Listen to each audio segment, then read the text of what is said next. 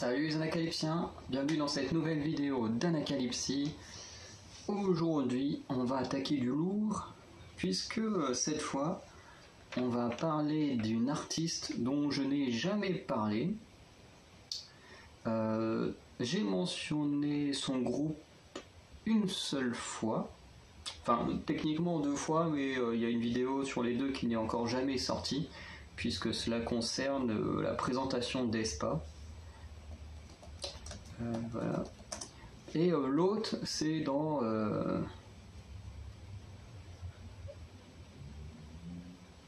c'est bien ça. Et l'autre, c'était dans ma vidéo où je remettais à jour le classement de mes membres, enfin de mes groupes préférés, tout ça, avec tous les nouveaux. Enfin nouveaux entre guillemets, parce que parmi les groupes que je stan, il y a des groupes qui ont déjà disband et tout ça, mais dont les artistes, eux, par exemple, continuent encore leurs activités. Voilà, notamment Chunga qui faisait partie des IOI, enfin je le dis à la française. Voilà, on a Sunmi, je crois, qui faisait partie d'un autre groupe que j'écoutais, je ne sais plus, non, c'est peut-être pas Sunmi. Bon, Yuna fait partie de plusieurs groupes, j'ai jamais stané les groupes dont ça faisait partie. Chunga, elle a fait partie des IOI, c'est peut-être mieux comme ça. Sunmi, je crois qu'elle a fait partie d'un groupe également, je me souviens plus duquel. Enfin bref. Et du coup, cette fois, on va attaquer un groupe, enfin une artiste qui vient d'un groupe ultra mythique, parce que voilà, même en termes d'importance dans le monde de la K-pop, voilà, Twice, Blackpink, Red Velvet à côté, c'est entre guillemets du pipi de chat. Alors je préfère quand même cette nouvelle génération à l'ancienne, hein, mais bon, faut quand même être objectif et reconnaître que le groupe Girls' Generation a quand même eu un énorme impact dans la culture de la K-pop, déjà bien avant la création de Blackpink, de Twice, de Red Velvet. Et surtout, ben, c'est quand même un groupe grâce à qui, alors je dis pas qu'il y a que les Girls' Generation, mais des groupes comme les Girls' Generation et SES et d'autres groupes masculins, mais bon, je stan pas trop les groupes masculins, donc voilà, mais il y a pas mal de groupes de cette époque-là qui ont déjà ouvert un peu le monde à la découverte de la K-pop afin que tous les groupes de l'époque de BTS, Mamamoo, Twice, Blackpink, Red Velvet, tout cela puissent s'engouffrer dans la brèche et encore plus développer la K-pop dans le monde. Donc là, on touche quand même à un groupe voilà, qui a marqué l'histoire, surtout pour la K-pop féminine. Et voilà. Donc, par contre, j'arrête pas de parler du groupe des Girls' Generation, sauf que bien sûr, ce n'est pas un titre des Girls' Generation que l'on va écouter, mais le titre de Taeyeon. Oh, ouais, aussi ça doit se prononcer comme ça, Taeyeon, du coup, qui était membre du groupe et qui nous sort un titre solo aujourd'hui. Enfin, aujourd'hui pour vous, hier.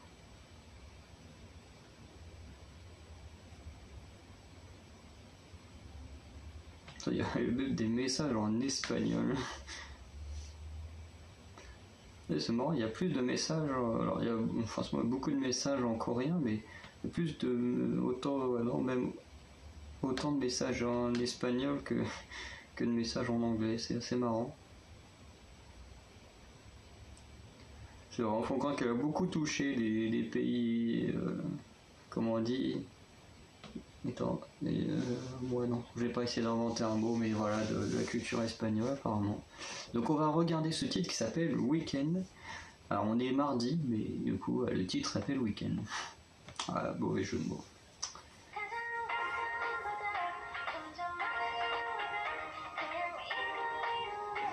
Ah oui, ok, j'ai compris.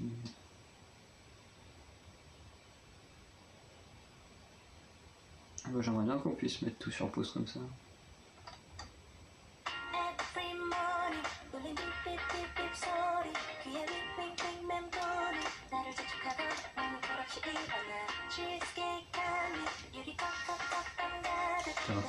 C'est très coloré.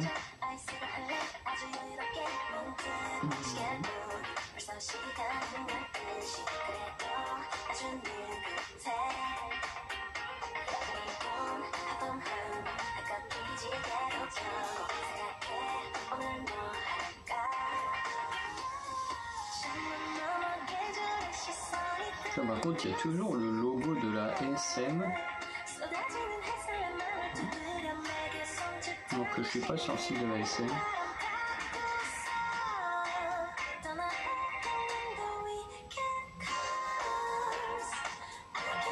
En plus tout l'avion qui exprime bien le thème du voyage.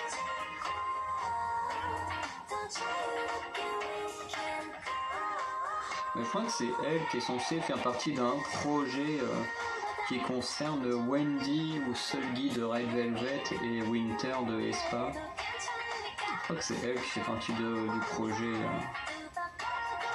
des 3 générations de la SM.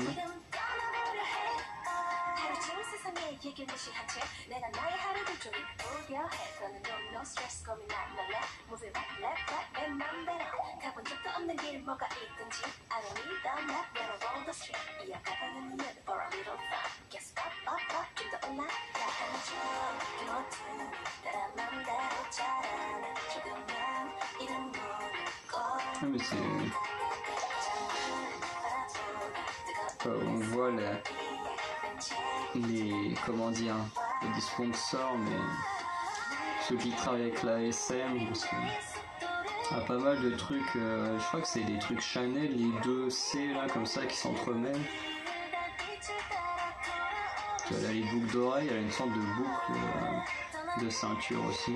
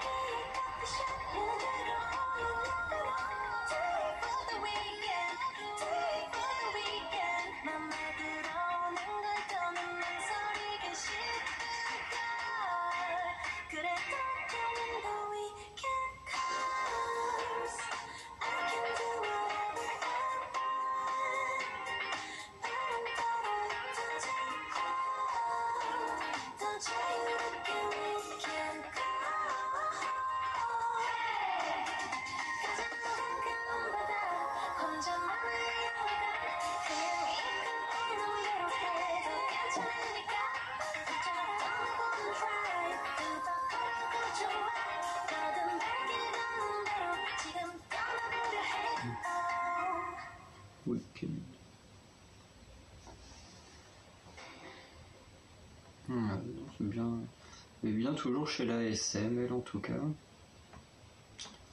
Voilà, ce que je vous disais, c'est bizarre. Il y a le logo de la SM sur le truc, alors que je suis pas sur leur site. Ah, c'est ça, Wonder Girls. Ah, donc Sunmi a fait partie d'un groupe avec Yuna. Je suis désolé, dans ma tête, en écoutant, je dis que j'étais toujours bloqué sur d'où Sunmi elle venait. Ah, c'est ça, elle faisait partie de JYP avec Yuna.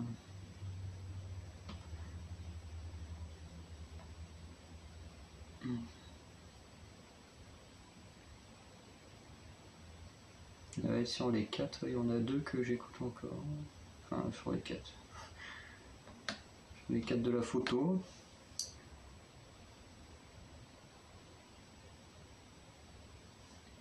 Mais bon, bref, voilà. Au moins, maintenant, j'ai ma réponse sur Sunmi, parce que sinon, ça m'aurait travaillé pendant un petit moment.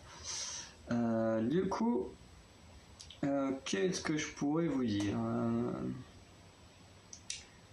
le titre était pas trop mal. Alors, dans ma tête, j'ai beaucoup pensé à IU avec le titre Lilac, qui avait un petit côté voyage, petite musique fraîche, sauf que ça se passait dans un train et Bon après IU a une petite scène plutôt badass là quand elle défonce la gueule des gens dans le wagon là au deuxième couplet. Bon là, enfin dans le... Ouais, enfin voilà. Mais là du coup on est dans un avion, la chorégraphie est assez posée et tout, comme pour IU. J'ai hâte de voir n'empêche la chorégraphie au complet, voir un peu ce que ça donne. Alors après bien sûr je ne parle pas de plagiat ou quoi que ce soit, hein, parce que c'est juste que je trouve que les deux sont des titres assez entre guillemets assez similaires dans le fait que ce soit des musiques plutôt posées, pas non plus ultra explosives comme quand on écoute du Everglow ou du Blackpink et tout. Là c'est vraiment posé de chez posé. La chorégraphie, voilà, pareil, elle est plutôt calme, lente et tout. Dans les deux cas, comparé pareil encore avec la chorégraphie qu'on peut retrouver chez Everglow. Donc voilà, c'est pas pour dire que les deux font la même chose, c'est juste que voilà, c'est plus le titre là se rapproche plus du style voilà, de IU que par exemple du style de Yuna ou Chunga, voilà quoi. Voilà, en aucun cas je ne dis qu'elle plagie les autres. Mais en tout cas, j'aime beaucoup sa voix. Alors, bien sûr, j'ai déjà écouté les Girl Generation, bien sûr, mais je n'ai jamais écouté celles qui ont continué en solo, notamment Taeyeon, j'ai vu qu'elle a fait d'autres titres. Mais dans sa carrière solo, c'est vraiment le seul que j'ai écouté. Et les Girl Generation, bien sûr, je connais, mais sans être à fond, comme je peux être à fond sur Twice, aespa, Luna, tout ça. Voilà, j'ai pas été aussi à fond, ce que veut dire que les Girl Generation, j'adore ce qu'elles font, mais demain on me met un poster avec toutes les membres, je serai quasiment incapable de reconnaître les membres si je cherchais pas à travailler cette mémoire. Bon bah là, avec le titre là, je pense que Taeyeon je pourrais la reconnaître, mais les autres je pourrais quasiment pas. Mais après ça c'est juste un travail qu'il faut que je fasse à côté pour ça. Mais bon après là je parle de Girls' Generation, mais il faut que je fasse pareil avec pas mal de groupes, surtout pas mal de rookies dont je suis mis à écouter récemment, et même des groupes qui ne sont pas des rookies comme les CLC, c'est pas des rookies mais que j'ai découvert récemment. Et du coup voilà, j'aime beaucoup la musique. J'aime beaucoup le MV, est vraiment sympathique. Voilà, un petit peu rêveur, parce que bon, je vois mal des gens dans une entreprise finir à danser comme ça, à part dans les pubs, pour donner des bonnes images aux entreprises comme on peut voir en France. Bon, même si là c'est quand même mieux fait que les pubs, mais non, voilà, c'est plutôt sympa. Et après bon, j'avoue que cette musique là, je vais pas la réécouter très très souvent. Voilà, c'est ce que j'avais dit sur les titres de IU. Ça m'est arrivé de les réécouter de temps en temps, plus Lilac que Coin.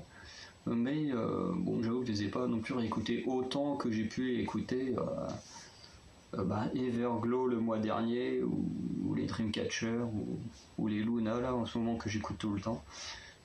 Donc voilà, je pense que je la réécouterai quelques fois, surtout que je pense qu'il y aura une dance practice. Alors, je ne dis pas qu'il y aura forcément une dance practice, mais je pense qu'il y en aura une, parce que il y a quelques petits moments de danse et tout dans le MV, donc je pense qu'il y en aura une. Du coup, on la regardera ensemble.